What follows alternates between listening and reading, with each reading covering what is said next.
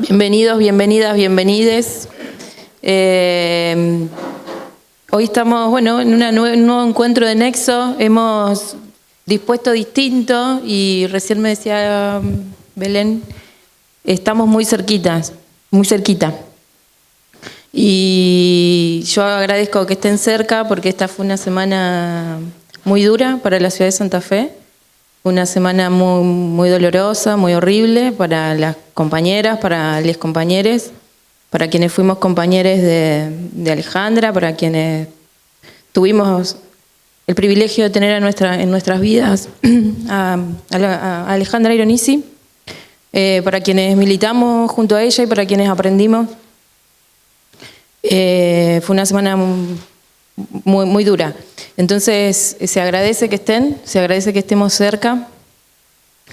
Es una pequeña actividad la que hacemos hoy, es muy grande para nosotros porque cada cosa que hacemos en Nexo lo hacemos con mucho amor. Te agradecemos mucho, Corina, que nos estés acompañando en la ciudad de Santa Fe, en serio. Y perdón, me emociono un poco, pero bueno, entenderán, ¿no?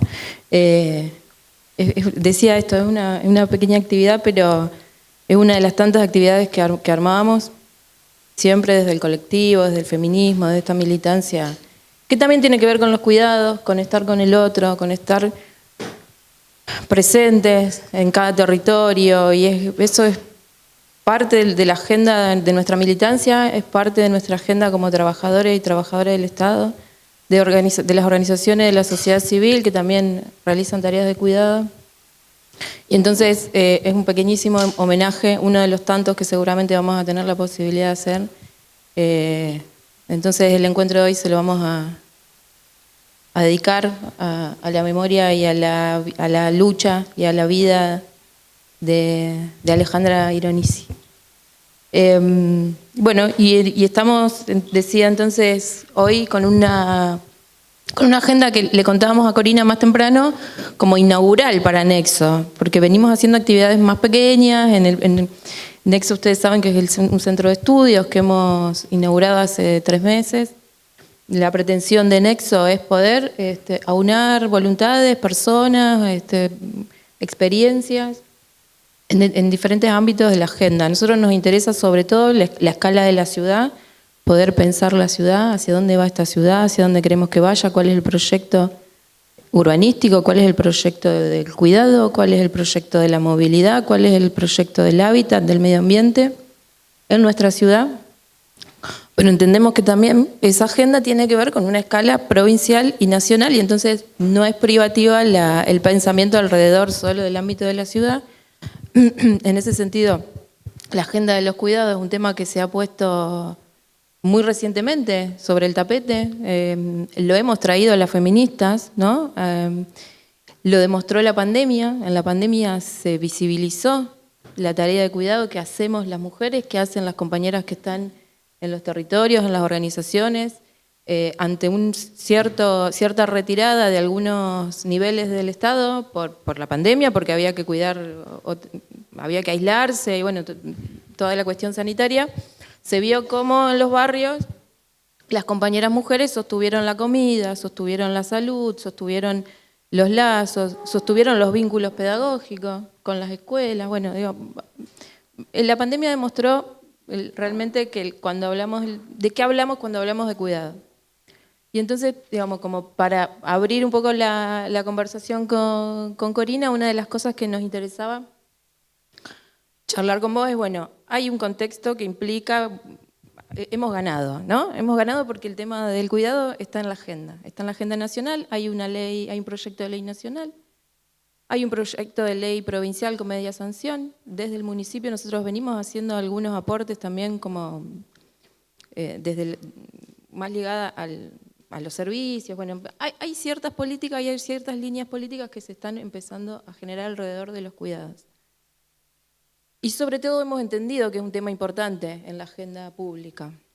Ahora, lo que nos interesa conversar un poco con Corina es, además de entender el impacto de las tareas de cuidado en la sociedad, en las mujeres, bueno, ¿cuál es el impacto de las tareas de cuidado en el sistema económico, en la economía? ¿Cómo podría, desde una mirada de la política feminista, aportar a un mejor desarrollo económico, digo, sobre todo en una época de absoluta crisis económica en nuestro país, de crisis política, de crisis de institucionalidad, de una serie de crisis muy estructurantes de la sociedad en la Argentina.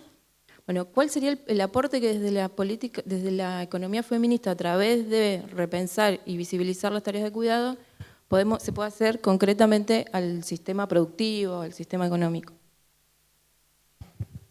Bueno, buenos días. Primero que nada, muchas gracias por la invitación a encontrarme con ustedes, a conversar. Para mí siempre es una alegría volver a Santa Fe y es una alegría poder compartir estos espacios de conversación y de reflexión colectiva. Así que muchas gracias. Y gracias a todos por venir en este sábado que se puso un poco destemplado y también en esta semana difícil. Bueno, un poco para comentar cómo podemos o cómo venimos pensando la cuestión de los cuidados desde la mirada de la economía feminista y un poco sumar a este comentario, esta pregunta inicial que se planteaba.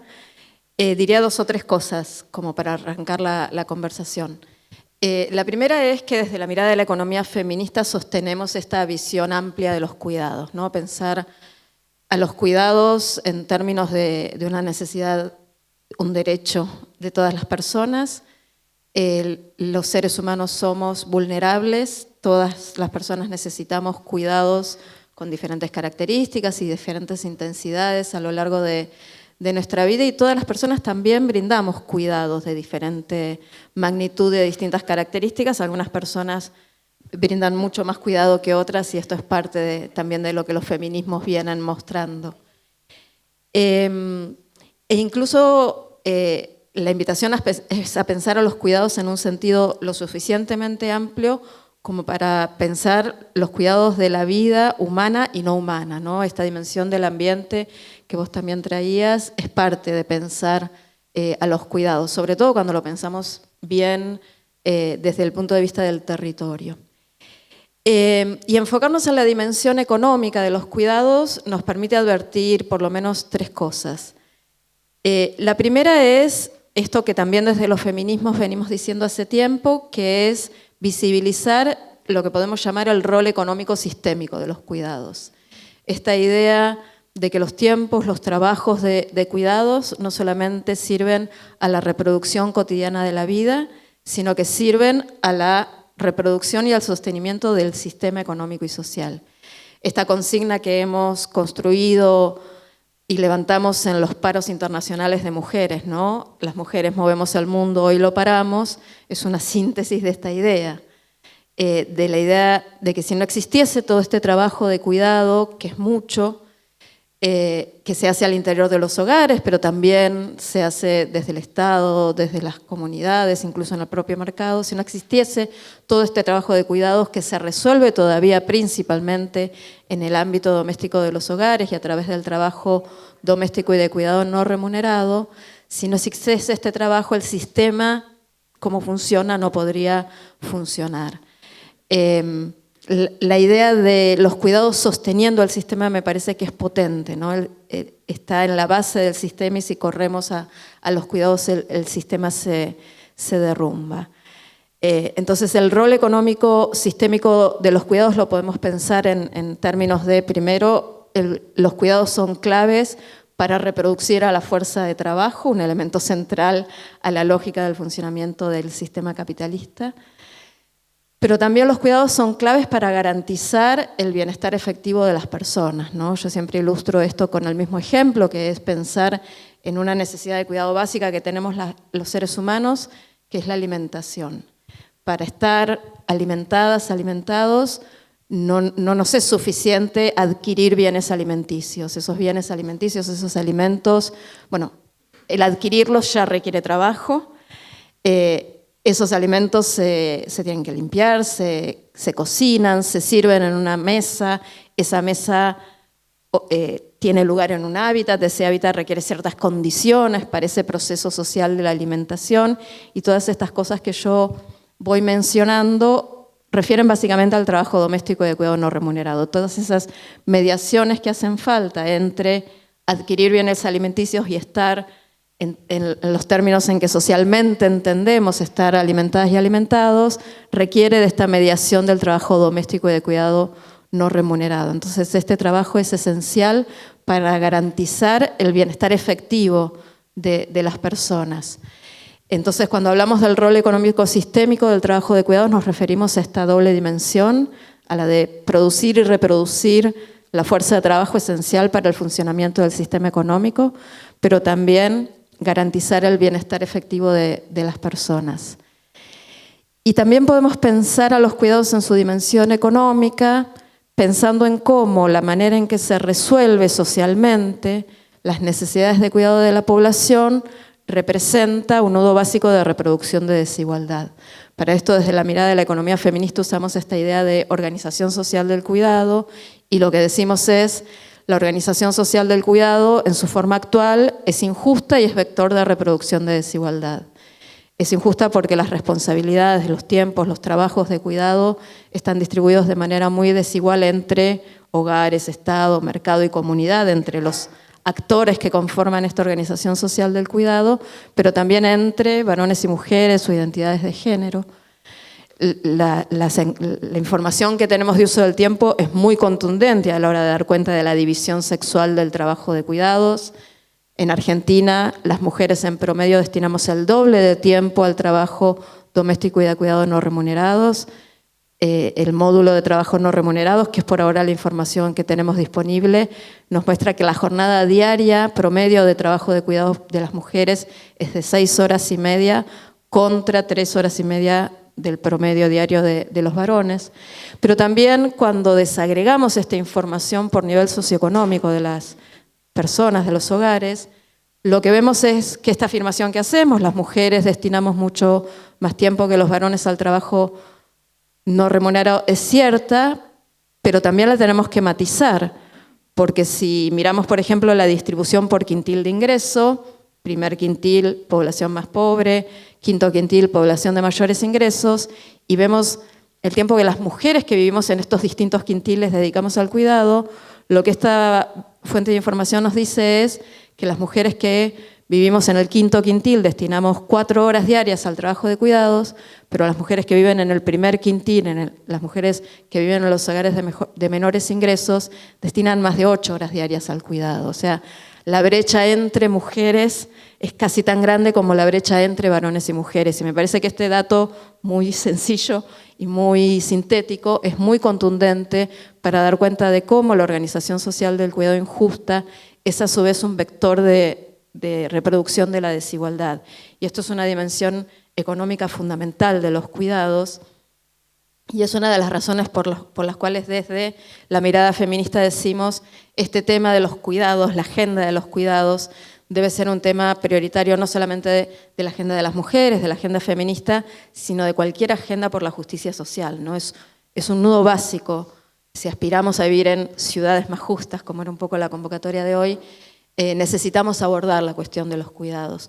Y una tercera dimensión económica de los cuidados puede ser la de pensar a los cuidados en sí mismo como sector económico.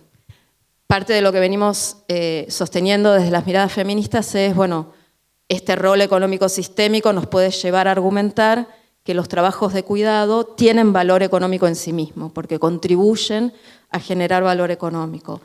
Y esta contribución económica que hacen los trabajos de cuidado la podemos mensurar, la podemos medir. Y de hecho, hace poco tenemos una estimación para Argentina de cuánto sería el valor monetario que aporta el trabajo doméstico y de cuidados no remunerados a la economía. Es una estimación que hicieron las compañeras de la Dirección de Economía, Igualdad y Género del Ministerio de Economía de la Nación. Tomaron la información del módulo de trabajo no remunerado para contar el tiempo, para contar la cantidad, cuánto tiempo destinamos las personas al trabajo no remunerado, y le pusieron un determinado precio. Esto de qué precio ponerle al trabajo doméstico de cuidados no remunerados es siempre una gran controversia, pero una metodología habitual es otorgarle a este trabajo no remunerado un valor monetario equivalente a cuánto se pagan estas actividades en el mercado, que es una referencia de súper mínima, porque las actividades de trabajo los trabajos de cuidado remunerados habitualmente están mal remunerados. Entonces, tomando esta medida, que es una medida de mínima, la estimación que hicieron las compañeras dio cuenta que el valor monetario del trabajo doméstico y de cuidados no remunerados en Argentina equivale al 15,9% del PBI. Si comparamos esto con cuánto contribuyen los distintos sectores económicos que habitualmente se miden al PBI, resulta ser que el sector de los cuidados es el principal sector económico, porque no hay ningún sector de la economía que contribuya tanto al PBI como el sector de los cuidados, incluso con esta estimación tomando una referencia de mínimas. Los cuidados como sector económico son un sector más importante que el llamado campo, que la industria, que la manufactura, que el comercio, que las actividades de la administración pública, que todos los sectores. Cuando pensamos en estos términos, lo que advertimos es que ahí hay un motor de la economía y en contextos como los que estamos viviendo, de crisis económica, de desaceleración económica, pensar a los cuidados como sector económico me parece que también es una estrategia útil para disputar recursos para los cuidados. Cuando decimos, acá hay un sector económico relevante, la otra particularidad que tienen los cuidados cuando lo pensamos como sector económico, con todas las controversias que esto implica y que luego podemos abrir, también lo pensamos como sector de generación de empleo. Y eso es clave en el marco de un sistema económico y social que tiene dificultades para generar empleo, que tiene dificultades para generar empleo de calidad, que tiene dificultades para crear empleo para las mujeres. Entonces, pensar a los cuidados como sector económico también nos sirve para pensar cómo invertir en cuidados puede ser también un dinamizador del empleo, y aquí las discusiones necesarias para que ese empleo sea un empleo de calidad. Y me parece que el otro vínculo que podemos hacer, y ya trayendo la discusión más al ámbito territorial de una ciudad, diría primero que, bueno, los cuidados suceden en el territorio, ¿no? Entonces pensarlo desde las ciudades es muy atinado y muy necesario. Y ahí podemos pensar distintas aristas, ¿no? Primero, bueno, la dimensión de la infraestructura de los cuidados en la ciudad y lo importante de la consolidación de una infraestructura de cuidados que permita proveer servicios de cuidado accesibles, de proximidad y de calidad para todas las personas que requieran de esos servicios. También me parece que desde el territorio, desde la ciudad, se puede pensar a los cuidados en este sentido amplio. Se trata de infraestructura de cuidados, se trata de provisión directa de servicios de cuidado, pero también se trata del entorno urbano. Si en las ciudades hay buen saneamiento urbano, si hay acceso al agua potable, bueno, la gestión de los cuidados se facilita. O sea, la vinculación de los cuidados con todas las otras áreas de la gestión urbana me parece que es clave. Incluso pensar la dimensión del transporte público como una dimensión de los cuidados. Un buen servicio de transporte público puede facilitar enormemente la organización familiar de los cuidados. Trasladarse con personas que necesitan cuidados, trasladarse con niños o niñas, trasladarse con una persona que tiene cierta discapacidad motriz, por ejemplo, puede ser una penuria en una ciudad con un mal servicio de transporte, con una mala infraestructura urbana, con una ciudad donde no hay rampas. Entonces me parece que es importante desde la ciudad pensar todas esas aristas que tienen los cuidados. Y también pensar desde la gestión municipal, me parece, la dimensión de las condiciones de trabajo, de los trabajos remunerados del cuidado, ¿no? Y ahí qué mediaciones se pueden hacer desde la gestión municipal para facilitar, primero, facilitar el encuentro entre la oferta y la demanda de cuidados, y por otro lado, garantizar buenas condiciones de cuidado, de trabajo para las personas que realizan tareas de cuidado de manera remunerada, en términos de sus salarios, en términos de la protección social, en términos de la certificación de las capacidades que tienen para cuidar. Y tal vez el último punto que traería en este comienzo de conversación tiene que ver con con las dificultades que entraña pensar políticas públicas de cuidado en un país federal. Vos comentabas cómo la agenda de los cuidados había avanzado a nivel nacional, es verdad. Hace mucho tiempo que tenemos muchas iniciativas a nivel parlamentario nacional vinculadas con el cuidado. Esta gestión de gobierno nacional ha impulsado particularmente la agenda de los cuidados con la creación del Ministerio de las Mujeres, con la creación de una dirección de cuidados en el marco de ese ministerio. Ha presentado un proyecto de ley que vos mencionabas, el proyecto Cuidar en Igualdad, que propone una transformación, una ampliación del régimen de licencias, pero además propone sentar las bases para la construcción de un sistema de cuidados integral a nivel nacional, y ahí lo que se abren son muchas aristas de discusión y de tensión en relación a cómo construir un sistema de cuidados que articule los distintos niveles jurisdiccionales. Cuáles deberían ser las responsabilidades de la nación, cuáles deberían ser las responsabilidades de los gobiernos provinciales, municipales, y un punto muy esencial de la gestión de las políticas públicas, que es la cuestión de los recursos. Cómo los distintos niveles jurisdiccionales aportarían al financiamiento de ese sistema nacional integral de cuidados y cómo se articulan las provisiones de cuidados que hoy existen desde los distintos niveles jurisdiccionales. Me parece que ahí hay todo un nudo problemático que es necesario exponer y sobre el que es muy importante que se pueda dialogar entre los distintos niveles jurisdiccionales. Se me mezclan las conversaciones que tuvimos antes y ahora, pero digo, a ver, porque veníamos hablando en relación a lo jurisdiccional, ¿no? Bueno, el marco normativo, las leyes. Se impulsa con mucha fuerza al principio de esta gestión de gobierno nacional. Hay un proyecto de ley donde quienes son convocadas a trabajar son expertas en el tema, compañeras del movimiento que venían instalando el tema, estudiándolo, investigándolo. Y hoy parece que esta crisis que estamos atravesando pareciera relegar esa agenda de los cuidados de nuevo, y me parece que tal vez el foco, y entiendo que ustedes tienen números, ¿no?, al respecto de decir, bueno, ¿qué políticas en el marco de crisis los estados en todos sus niveles deben procurar?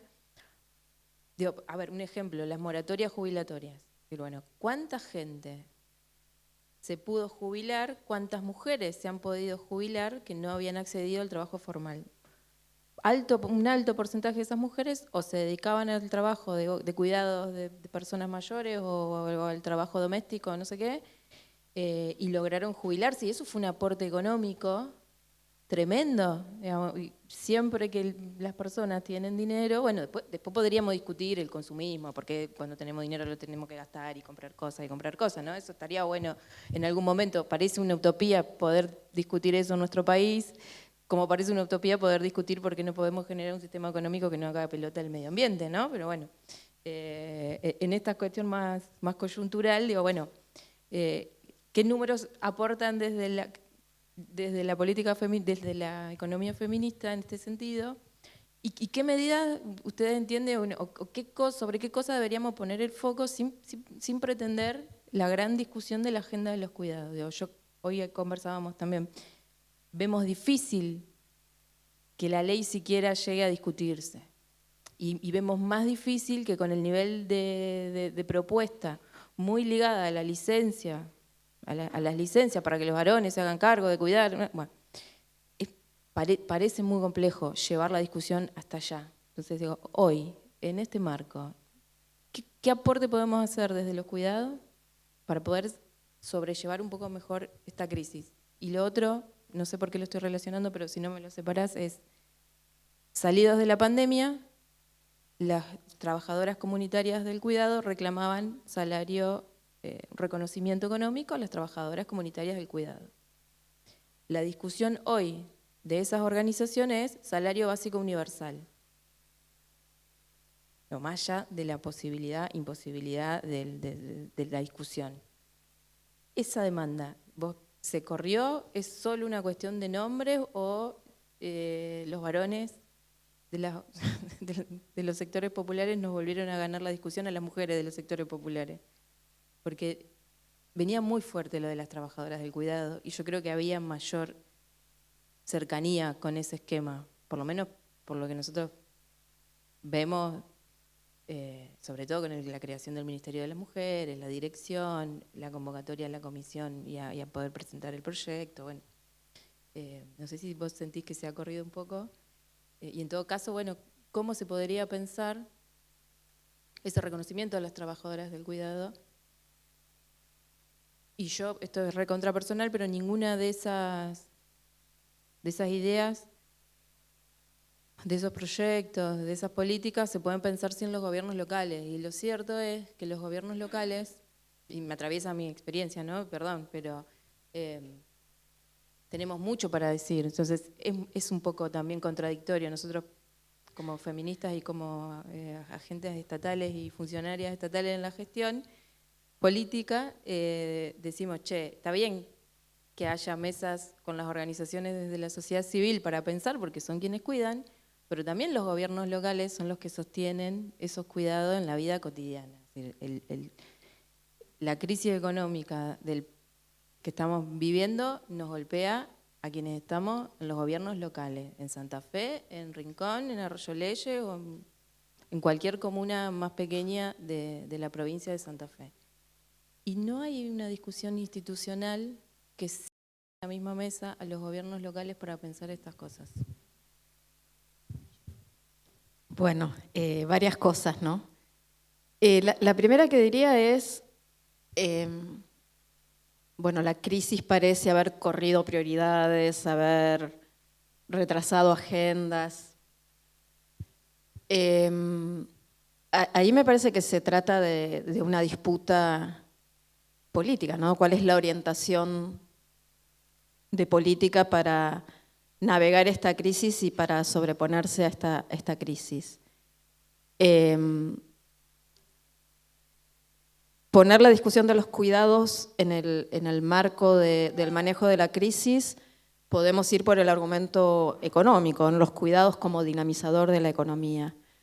Ahí hay algunos trabajos que ha estado haciendo la OIT, hay uno para Argentina que todavía no se publicó, pero que demuestra que invertir en cuidados es dinamizador de la economía, ¿no? Los cuidados son un sector muy trabajo intensivo, que genera además encadenamientos, ¿no? Los recursos invertidos en cuidados generan empleo, que generan ingreso, ese ingreso se encadena con otros sectores de la economía a través del sostenimiento de la demanda, y eso a su tiempo genera recaudación para el Estado, ¿no? Con lo cual, cuando pensamos en invertir recursos públicos en los cuidados, hay que pensarlo en términos dinámicos y ver cuánto de esa inversión vuelve al propio Estado por estos encadenamientos económicos que resultan también en recaudación para el financiamiento público. Dicho esto, yo creo que también hay que reconocer que las políticas de cuidado son costosas y que es una discusión social la importancia de reconocer ese costo y de invertir recursos para hacerle frente a ese costo. Y en este sentido me parece que hay una discusión política en torno a cuáles son los sectores económicos que desde la gestión de gobierno se apoyan y cuáles se dejan de apoyar. Yo creo que en este sentido el escenario para adelante desde lo que han sido las expresiones del gobierno nacional recientes es un escenario muy dificultoso, ¿no? Porque el discurso es un discurso de ajuste, al amparo del modelo de consolidación fiscal que impone el Fondo Monetario Internacional y esta limitación que tiene un gobierno que ha relegitimado el endeudamiento público. Y ahí me parece que las expresiones son claras. Hay recortes en muchísimos ámbitos de la gestión pública, hay recortes en sectores sociales, hay recortes específicos anunciados muy recientemente en términos de infraestructura para el cuidado de la niñez. y hay promoción de incentivos para las industrias extractivas. Me parece que el modelo al que nos estamos enfrentando es ese, y esa es una disputa política. Y creo que es una disputa política que hay que dar. Podemos usar argumentos económicos, podemos decir, bueno, pero poner plata acá genera también empleos, dinamiza la economía, genera recursos, pero creo que esa es una estrategia posterior a la disputa política esencial, que es qué modelo económico y social impulsamos, uno que sostiene la vida o uno que sostiene privilegios de algunos sectores económicos. Respecto de la cuestión de los trabajos comunitarios y de cómo y en qué lugar ha quedado la demanda por el reconocimiento de este trabajo, yo creo que con todo lo tremendo que ha sido la pandemia, hay algunas cosas que la pandemia trajo que son irreversibles. Una de ellas, me parece, es la visibilización de la dimensión comunitaria de los cuidados. Lo esencial, justamente, esta palabra que tanto se ha levantado en el contexto de la pandemia, lo esencial que es el trabajo comunitario de cuidados a la resolución o a la atención de las necesidades de cuidado en los barrios populares, lo esencial que es el trabajo de las mujeres en los barrios populares, cómo el cuidado de los barrios populares se sostiene con el cuerpo de las mujeres. Me parece que eso ha quedado súper expuesto y que ese reconocimiento ya es irreversible. Luego creo que la discusión en torno a cuál es el mejor mecanismo de reconocimiento de ese trabajo es una discusión. Propuestas como la del salario básico universal creo que son potentes y que también tienen controversias, ¿no? En el marco de discusiones de propuestas, yo diría a la salario básico universal, para no ceñirlo a ninguna propuesta específica, nos enfrentan al dilema de cuál es el reconocimiento. Primero, esta idea de insistir en la lógica del salario me parece a mí, nos mantiene en esta lógica de la ética del empleo y del rol del trabajo en nuestras sociedades, que me parece que es algo que tenemos que discutir, ¿no? Desde una perspectiva feminista, yo plantearía la discusión respecto de cuál tiene que ser el mecanismo de garantía de condiciones materiales mínimas de vida. Si en el marco de sociedades donde crecientemente los empleos no garantizan condiciones materiales de vida, si la agenda tiene que seguir siendo la agenda por un salario. Esa sería mi primera provocación para la discusión, ¿no? O si tenemos que ir por esquemas de garantía de ingresos básicos universales. Luego, en el marco en el que está dada esta discusión en Argentina, a mí personalmente me parece que es un poco problemático ubicar esta discusión en niveles de salarios básicos. Las diferentes propuestas que hay en torno a salarios básicos universales toman como referencia alguna medida del salario mínimo, ni siquiera el salario mínimo, alguna proporción del salario mínimo. Y me parece que esto es seguir desvalorizando los cuidados. Creo que esa es una discusión. ¿Cómo valoramos estos cuidados? Estos trabajos de cuidado, ¿es correcto remunerar estos trabajos de cuidado con esta medida del salario básico? Entonces ahí me parece que hay muchas controversias. Y me parece que estas discusiones, porque un poco cuando lo que se empujan son propuestas muy concretas, como puede ser la propuesta del salario básico universal, la discusión fiscal siempre aparece. Y ahí me parece que frente a la discusión fiscal lo que tenemos que dar es también una batalla política. No podemos pensar cuáles son las posibilidades de financiamiento de este tipo de esquemas en el marco del sistema tributario que tenemos hoy en día. A mí me parece que esa discusión la tenemos que dar desde la evidencia que nos demuestra la desigualdad, desde la evidencia que nos demuestra que en el mundo hay un 1% de la población que tiene tanta riqueza como la mitad de la población. Entonces, de lo que se trata ahí es una disputa política por la apropiación del valor económico generado socialmente. Entonces, me parece que nos tenemos que correr de la estrechez que nos implica pensar cómo financiamos esquemas con la estructura tributaria que tenemos hoy en día, sin desconocer las dificultades de esta batalla política. ¿Cuánto ha costado implementar una contribución por única vez de las grandes fortunas? Bueno, ese es el escenario político al que nos enfrentamos. Pero si no damos esa batalla, ningún esquema alternativo es materialmente posible. Bueno, en relación a esto último que decías, digo, pensado desde el feminismo, desde la economía, la política desde el feminismo, ¿te parece que estas herramientas como esta discusión, digo, porque entonces tenemos que arrancar por la reforma tributaria, evidentemente, antes de pensar todo esto que venimos pensando? ¿Y te parece que estas herramientas, que sobre todo esto de los impuestos a las grandes fortunas, a la renta extraordinaria, podría ser un mecanismo sostenible y que, no sé eso, ¿cuál es tu mirada con respecto a ese tipo de mecanismos? ¿Qué otros mecanismos?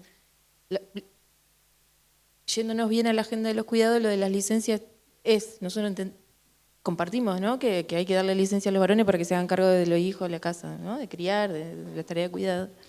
Lo cierto es que, por ejemplo, en la provincia de Santa Fe, en el medio de la pandemia, cuando daban la opción a los empleados y empleadas públicas de si tenían hijos a cargo, tomaba la licencia la mujer o el varón, el 95% de quienes quedaron cuidando fueron las mujeres, aún teniendo los varones la misma posibilidad, con un trámite que era recontra sencillo, que vos decías, yo soy papá de fulanita, no voy a ir a trabajar. Era recontra sencillo el trámite. El 95% de los empleados y empleadas definió que era la mujer la que se quedaba en la casa. Te mezclé dos preguntas otra vez. Y por otro lado, yo ahora te voy a pasar, estamos como sobre la hora, me dijeron que sea muy prolija con el horario hoy, porque la última vez nos fuimos de horario. Quienes tengan preguntas o ganas de decir algo, opinar, después de Corina vayan levantando la mano y vamos ya como generando alguna conversación también. Bueno, respondo primero a la cuestión del sistema tributario. A mí me parece que es esencial avanzar en una reforma tributaria que le dé más progreso. ¿Una reforma tributaria feminista? Bueno, una reforma tributaria feminista sería una reforma tributaria que le dé más progresividad al sistema claramente, que evite en esa transformación los sesgos de género que puede implicar un sistema tributario. Pero a mí me parece que además que es un principio básico de justicia. O sea, me parece que la cuestión de el sistema tributario como un mecanismo de apropiación y redistribución de lo generado socialmente es imprescindible. Y creo que tiene que ser un tema prioritario de la agenda feminista, el proponer una reforma tributaria. Creo que en Argentina, que es un país federal, y para volver a traer lo que vos señalabas de los niveles jurisdiccionales, la discusión sobre la reforma tributaria tiene que ir acompañada de la discusión sobre los mecanismos de federalismo fiscal o de relaciones fiscales entre jurisdicciones, que es el otro tema tabú del cual nunca se habla y que ningún gobierno, ninguna opción partidaria cuando es gobierno lo quiere traer a la discusión, ¿no? Porque mantener una ley de coparticipación federal con múltiples filtraciones da mucha arbitrariedad en el uso de los recursos, ¿no? Y tu comentario sobre las licencias.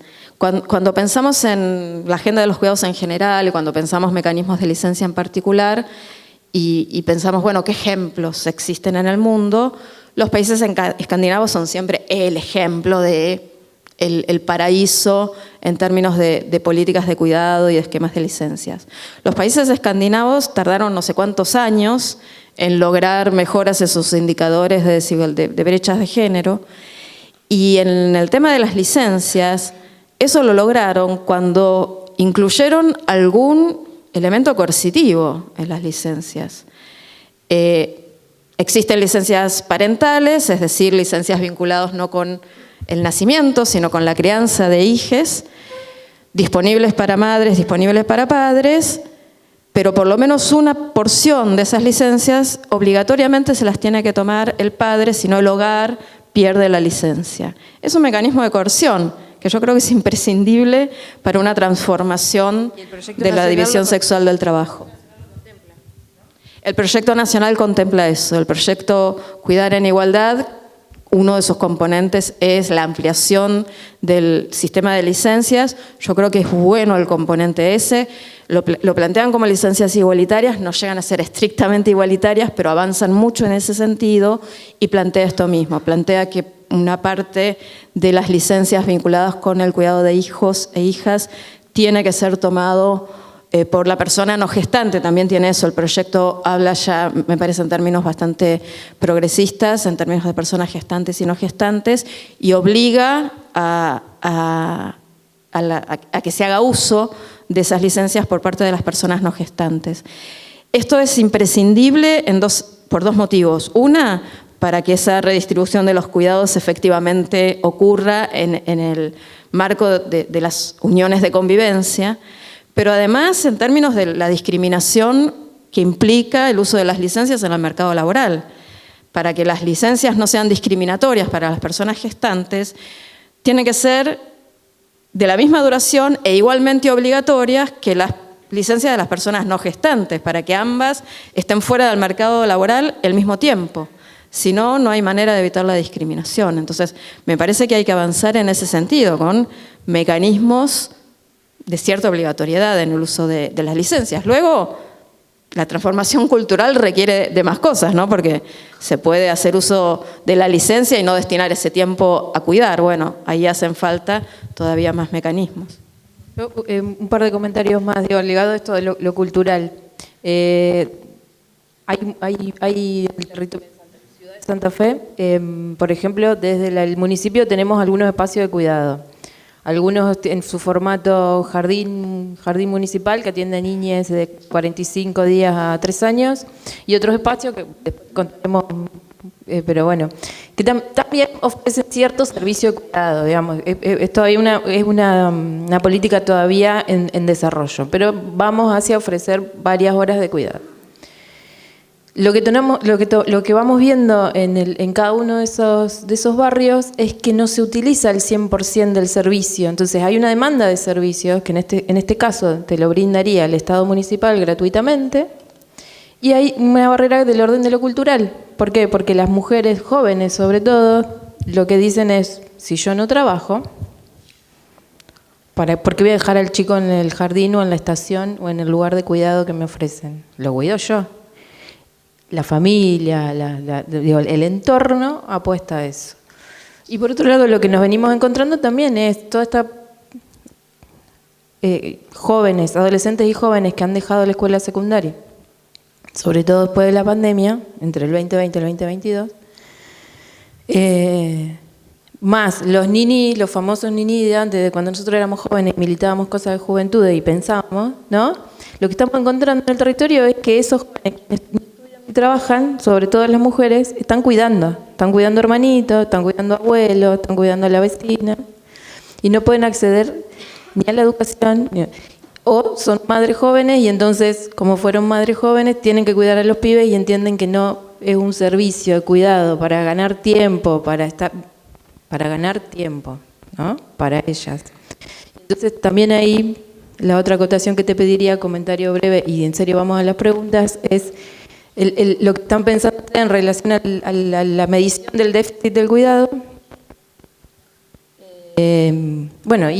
Esto más bien es un comentario, ¿no? Que las barreras culturales. Y lo otro, lo último, en serio.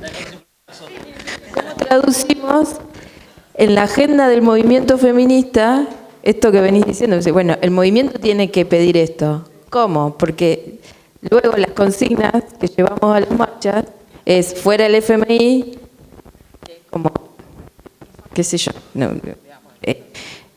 en cierto punto es inconsistente. O la deuda con nosotros, digamos, ¿con qué consigna salimos a la calle que no termine siendo carta? Bueno, también varias cosas, ¿no? Y ahí, ya terminé. Yo arrancaría mi reacción a tu último comentario diciendo lo siguiente. El paradigma feminista, desde mi punto de vista, en relación con los cuidados, no es un paradigma donde los cuidados obligatoriamente se externan de los hogares. Para mí el paradigma feminista de los cuidados es un mundo que genera las condiciones de posibilidad para que todas las personas elijan cómo quieren cuidar.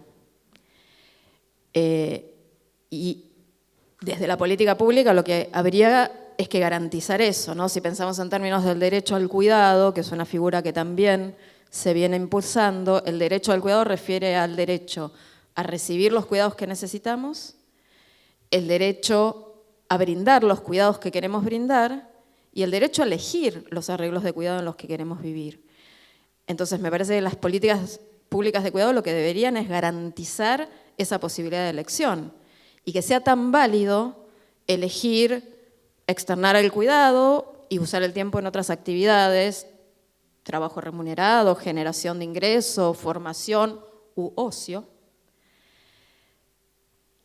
y que sea igualmente válido elegir cuidar, y que sea válido no solamente en términos sociales, porque también hay condena social en torno a cómo se elige cuidar, sino también que sea igualmente válido en términos materiales, que si yo elijo cuidar, eso no implique condiciones más precarias de vida, y que si yo elijo hacer otras actividades, eso no implique condiciones más precarias de cuidado.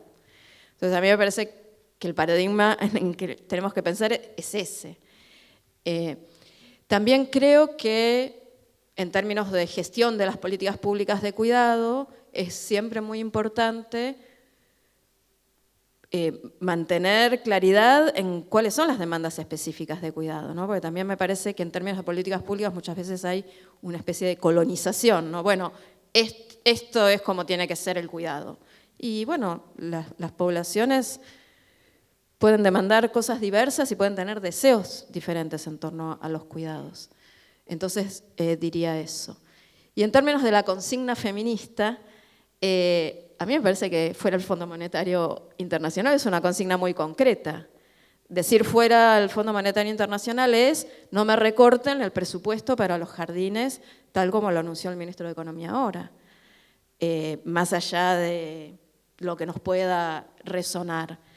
Y yo creo que las demandas feministas tienen que ser prioricemos la sostenibilidad de la vida, y si priorizamos la sostenibilidad de la vida es pongamos recursos en los cuidados y no pongamos recursos en vaca muerta. Luego tenemos, es mucho más compleja obviamente la discusión y la podemos complejizar aquí mismo si queremos. Pero para mí es un tema de prioridades y a mí no me parecen agendas de eslogan. A mí me parece que es una consigna muy concreta, decir queremos recursos en esto, y que podemos ir con cosas bien concretas. También creo que la agenda feminista se tiene que plantear en distintos niveles y en distintos registros discursivos. Y podemos ir a la demanda muy concreta cuando nos sentamos a dialogar con las áreas presupuestarias, las áreas de finanzas, podemos ir con números concretos a decir, si pones estos recursos aquí, te genera tantos empleos, tanta reactivación económica y te vuelve tanto en términos de impuestos, tenemos esos números, los podemos usar, pero creo que también tenemos que tener mucho cuidado en los argumentos económicos a favor de las políticas de igualdad más ampliamente o de políticas de cuidado más específicamente, porque para mí el argumento principal es un argumento de justicia y de priorizar la sostenibilidad de la vida, aunque resulte caro. Entonces creo que el uso instrumental de los derechos de las mujeres es peligroso y que ese tipo de argumentos los tenemos que usar muy estratégicamente. Ahora sí se abrió. ¿Nico? Bueno, ¿qué tal? Con muchísimo temor y con muchísimo cuidado voy a hacer la consulta. Primero que arranca un hombre, pero bueno. No, me quedé pensando esto que decía Corina de que todavía tenemos mucho para discutir esto, el valor económico del cuidado, ¿no?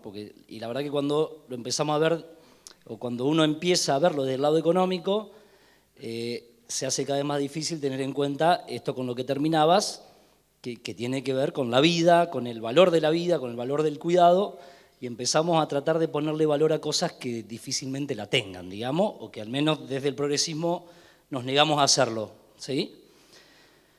Pero me genera la duda, ahora cuando estamos escuchando, decir el valor económico del cuidado en un hogar, pensando en el hogar cuando uno lo hace, es una salida transitoria. Mientras tanto, seguimos pensando en una transformación real del sistema laboral. Pensado en un salario de igual remuneración por igual tarea, igual posibilidad de acceso al empleo, que cada hombre, cada mujer pueda acceder de la misma manera a un empleo igual remunerado y que ese salario en realidad tenga el valor suficiente para que uno después pueda elegir si tercerizar o hacer por sí mismo el cuidado de su hogar, de sus familiares, de lo que fuera.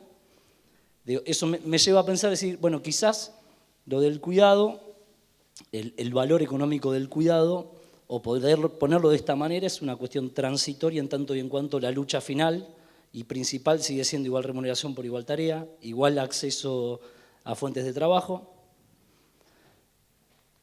Porque esto también lo que me permite pensar es que no es siempre el Estado, a modo de subsidio, el que tenga que pensar en cómo pagarlo, no porque no deba hacerlo, porque ahí también entramos en lo que vos decías de cuántas horas por día determinados sectores sociales y cuántas horas por día otro, cuál es el valor de la hora, porque ahí entramos en otra cuestión también económica, cuál es el valor de la hora de trabajo de determinados sectores sociales, cuando no trabajan de cuidado y trabajan de otras cosas, entonces cuánto vale esa hora de cuidado para el primer quintil y para el quinto quintil. Entonces creo que ahí la verdadera política pública entiendo que tiene que ser con regular el mercado laboral, con poder pensar en salarios que nos permitan dejar de pensar en el multiempleo. Y cuando vos decís esto, bueno, llevar el cuidado a la cuestión salarial también nos genera ruido. Podés decir, bueno, queremos llevarlo eso al mercado salarial. Esto no nos lleva también a discutir el multiempleo. No tiene que decir, bueno, trabajo a la mañana y a la tarde cobro porque cuido a los chicos. No estamos fomentando nosotros de nuevo la necesidad de pensar con cabeza de asalariado de 15 horas por día, en lugar de poder pensar empleos que nos permitan el tiempo para nosotros mismos. Después, esto que decía Sole también, bueno, me generó como esa duda de cuál es la respuesta, cuál es la construcción, y perdón si dije cosas muy básicas y discutidas del feminismo desde otro lugar, ¿no?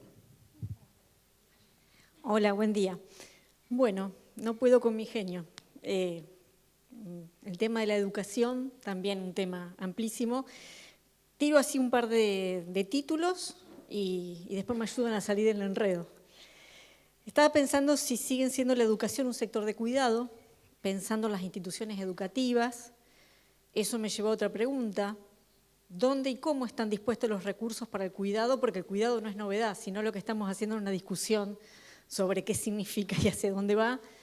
Y pensaba en las escuelas o en los sistemas como nichos económicos estancos, porque las escuelas son instituciones maravillosas, pero también son trampas, depende cómo se utilizan, ¿no? Esto que hablabas hoy de sostener las desigualdades, reproducirla o hacer algo para que eso cambie. A mí como docente me preocupan ciertos roles que parecieran ir retirándose de las acciones de cuidados.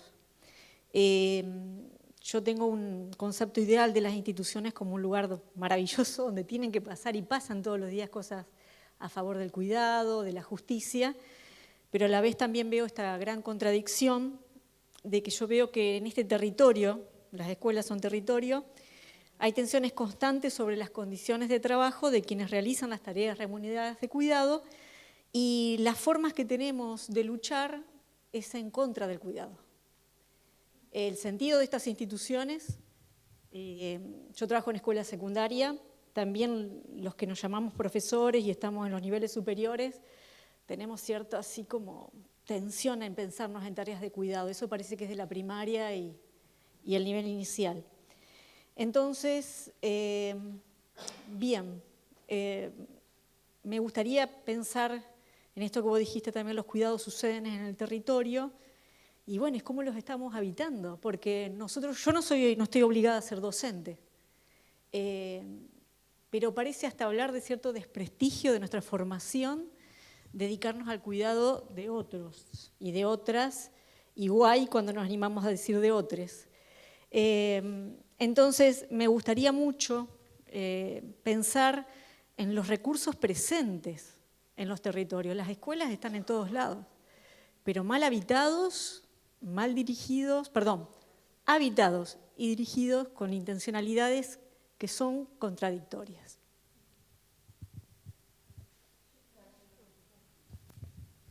Perdón, solamente porque iba a ir por el mismo lado que Mariela, porque quizás hasta desde una mirada media controversial o que nos puede generar ruido, esto de, bueno, si el sistema educativo efectivamente no aporta al sistema de los cuidados, porque hoy claramente no. Cuando uno lo ve desde el lado de madre, padre, sadre, que todos los días va y deja a sus pibes en la escuela, claramente aporta solo una parte, pero claro que si el horario es de 8:30 a 12, difícilmente cumpla otra función que no sea solamente lo pedagógico y lo educativo. Entonces, veníamos a pensar un poco en esto que decía Mariel, digamos, bueno, quizás yo lo veo desde el punto de vista como madre, con niñez escolarizadas, y claramente lo que pienso es como, bueno, una falencia en cuanto al Estado, primero en el desperdicio, si se quiere, de la infraestructura, porque vos tenés la infraestructura que podría tranquilamente, digamos, poder utilizarse y realmente explotarlo mucho más para un sistema más completo. No dejo de pensar en esto que planteaba Mariel, digamos, desde cómo cómo se ve desde la docencia, que claramente es otra mirada desde los padres y la comunidad y las necesidades cotidianas con las que nos enfrentamos, digamos. Entonces, creo que también ahí hay una desinteligencia por parte del Estado de no pensar realmente sobre los recursos que hoy se tiene y de los sistemas que ya existen, cómo los repensamos. Yo lo que quería agregar, vos hablas mucho, no sabés lo que soy yo. No, el tema es que las escuelas cerradas no deberían ser algo real. Y este mes en Santa Fe, la escuela pública, es que la pandemia, sacá la pandemia. Hoy, un mes de agosto casi sin clases. ¿Y cómo repercute eso en la economía familiar y en la economía de los barrios, en la economía de todos?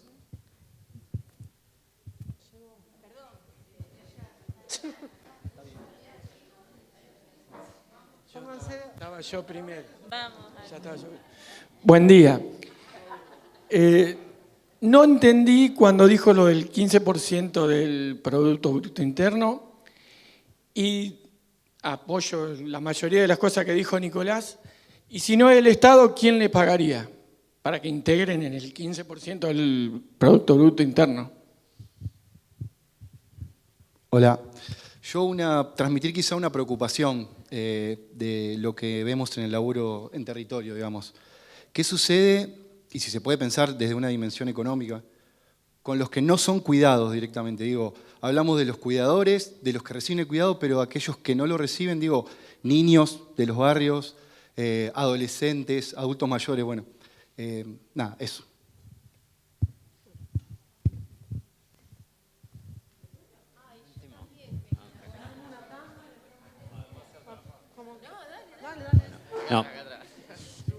No, mi consulta era cuando la respuesta a la demanda de reconocimiento de los cuidados no es universal, como planteabas, entramos en una parte que es un sector informal, entonces hay una cuestión de prueba, de verificación de quiénes pertenecen a ese universo. Mi pregunta es si hay alguna experiencia de algún gobierno local que se haya metido en esto de certificar y de verificar quiénes integran ese universo del cuidado.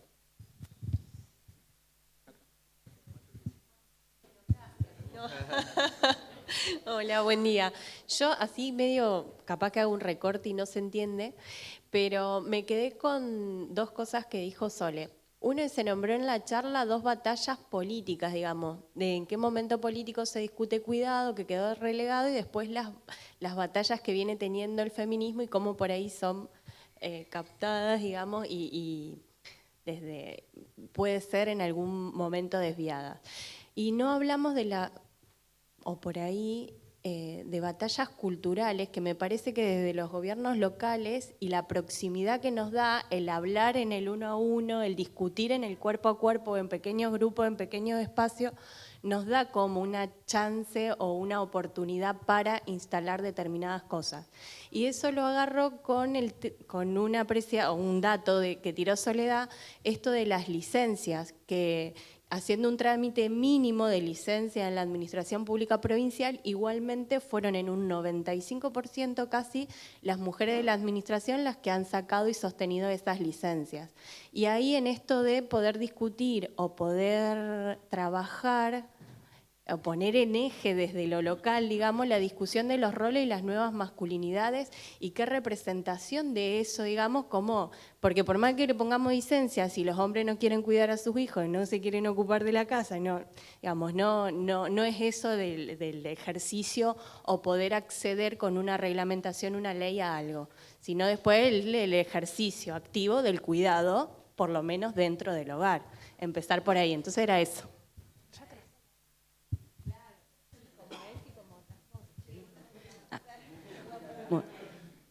Buenas. A mí me quedaron haciendo muchas cosas, repercutiendo muchas cosas en mis pensamientos, entre ellas, por ejemplo, cómo hablamos de las maternidades individuales, porque si bien hay una licencia para las parejas, digamos, hay personas que crían solas y que también creo que tendría que haber una distinción de licencia para ese sector. Por otro lado, también pensaba en que, no sé, hay veces que nos ponemos a pensar mucho en distintos lugares donde el cuidado no es equitativo, pero también se reproducen dentro de la militancia patrones que no son iguales, no se corresponden. Entonces también es lo que uno va reflejando y lo que uno va haciendo en el lugar de militancia mismo. Que quizás seamos las personas que tenemos más acceso a la información que en otros sectores y que, bueno, al reproducirlo estamos, no me gusta mucho la palabra educando, pero, digamos, no encuentro otra palabra en este momento, digamos, pero estamos formando, digamos, el reproducir los mismos patrones.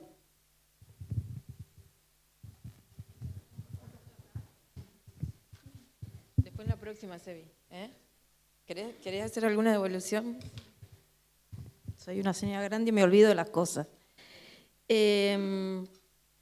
A ver, empiezo por la más fácil, que es la pregunta de si hay alguna experiencia a nivel de gobierno local, de certificación de quienes integran el universo de los cuidados. La respuesta es fácil, yo no conozco ninguna experiencia. Creo que una experiencia próxima puede ser el registro de la economía popular, que es de nivel nacional, y cómo allí fue también una batalla que se permitiera incluir las actividades de cuidado como parte de la economía popular. Después está la experiencia del Sistema Nacional de Cuidados en Uruguay, que también creó un registro de certificación, pero que era más la lógica de que quienes hacían tareas de cuidado pudieran contar con una especie de certificación pública de que tenían esas capacidades, ¿no? Que es un poco distinto. Sí, es un tema complejo y habría que pensar muy creativamente cómo operacionalizar un reconocimiento de ese estilo. Después, respecto de los últimos comentarios que hubo en términos de la batalla cultural, acuerdo con la voz que se levantó por aquí, que la ESI sirve para eso. Bueno, las transformaciones culturales son transformaciones lentísimas, ¿no? Y que no operan a partir de una ley. Las leyes son necesarias, las licencias son necesarias, ciertos dispositivos son necesarios, pero no suficientes. La batalla cultural es una batalla cotidiana que se da tomando un poco lo que decía la compañera de cómo en la propia militancia a veces se reproducen los estereotipos, las prácticas patriarcales. Bueno, creo que es justamente en esa práctica cotidiana que también tenemos que ir transformándolas, ¿no? Y en ese sentido me parece que la denuncia permanente, el señalamiento de cuando estas prácticas ocurren es imprescindible. Pero que bueno, que esto, ¿no? Que requiere de muchos elementos articulados y sobre todo de mucho tiempo. ¿Qué pasa con quienes no son cuidados? Me parece que, bueno, vos habías traído la noción de déficit de cuidados. Creo que podemos pensar a la situación de quienes no reciben los cuidados que necesitan en esos términos, y creo que eso es una expresión más de la injusta organización social de los cuidados, ¿no? Y que lo que necesitamos para eso es justamente una transformación donde haya dispositivos de política pública efectivos, pero también una reorganización más amplia en términos de los cuidados, de la organización social de los cuidados. Y vinculo esto con el comentario general desde la perspectiva de la educación. Yo comparto lo que fue dicho. Creo que hay efectivamente una resistencia de los sectores involucrados en la provisión de la educación, de reconocer el ámbito de la educación como un ámbito de cuidados. Yo suelo comentar esta anécdota. Hace varios años había en el Congreso de la Nación un proyecto de sistema integral de cuidados para la primera infancia, que llegó a tener un poco de discusión en ámbito de las comisiones parlamentarias, y se armaron encuentros de personas expertas en cuidado con diputados y diputadas, y en el ámbito de esas conversaciones los actores más resistentes a promover algo así como un sistema nacional de cuidados para la primera infancia eran los gremios docentes. Y digamos, lo que enunciaban era lo que vos decías, no cuidamos, educamos.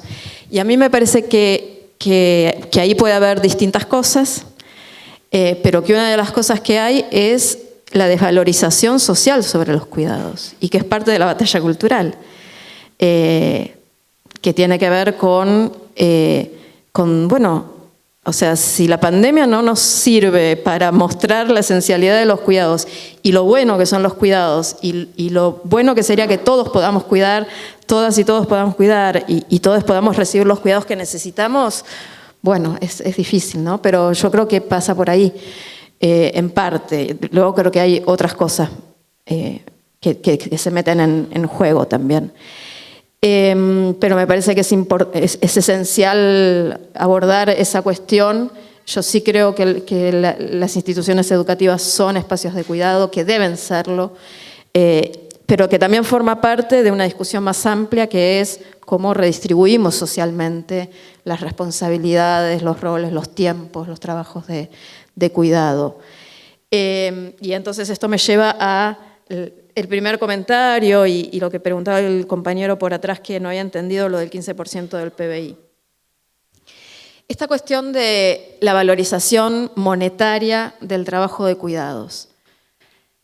Diría varias cosas. La primera, promover estos ejercicios. Cuando decimos el trabajo doméstico y de cuidados equivale a 15% del PBI, lo que estamos haciendo es un ejercicio de decir, bueno, si contamos cuánto tiempo se destina al cuidado y a ese tiempo de trabajo le ponemos un valor monetario, nos da esto, nos da 15% del PBI. Y entonces podemos afirmar el trabajo doméstico y de cuidado no remunerados, que es un trabajo invisible, no remunerado, que no tiene protección social, etcétera, está contribuyendo algo equivalente al 15% del PBI. Es darle una medida de magnitud a este rol sistémico que tiene el trabajo de cuidados. Esa es la intención de este ejercicio.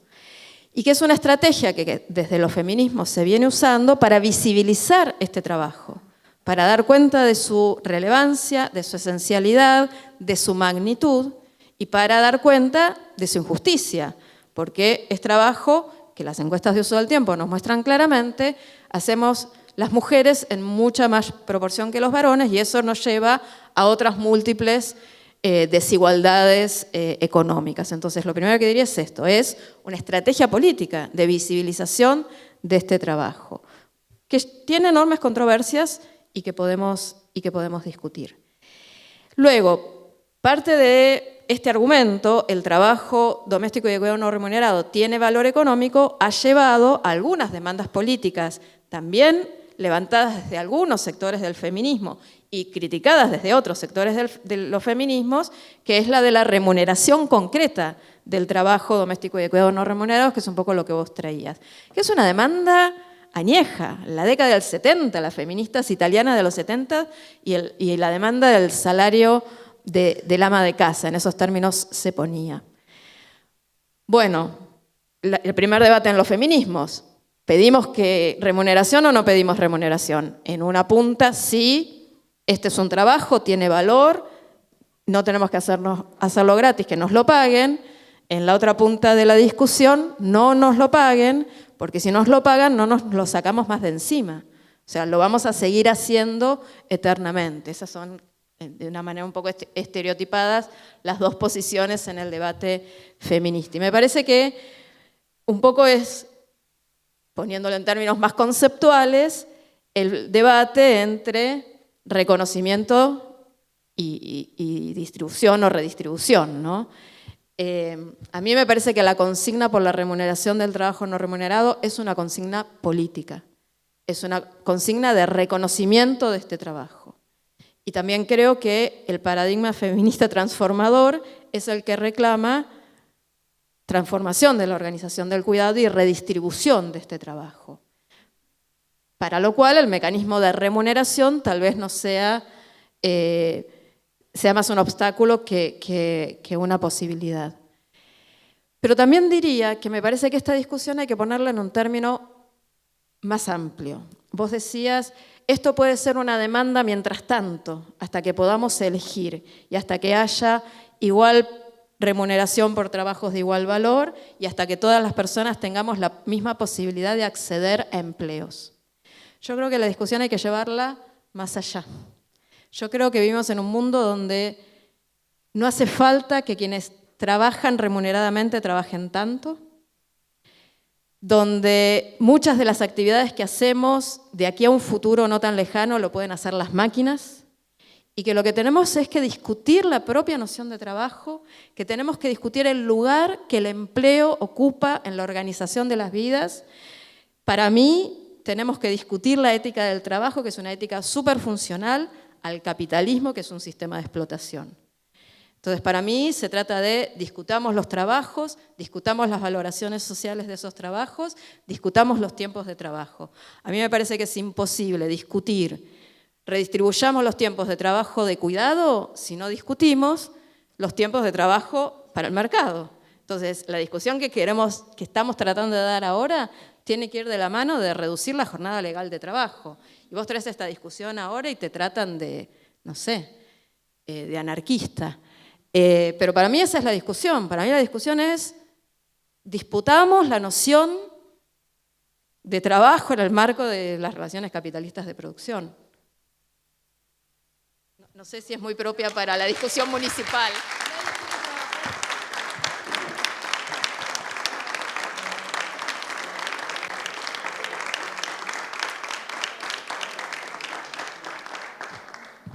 Bueno, pareció un gran cierre, ¿no? Los quedamos hasta acá. Gracias por estar. Gracias, Corina, de nuevo. Un placer, realmente, y despertó mucho interés, evidentemente.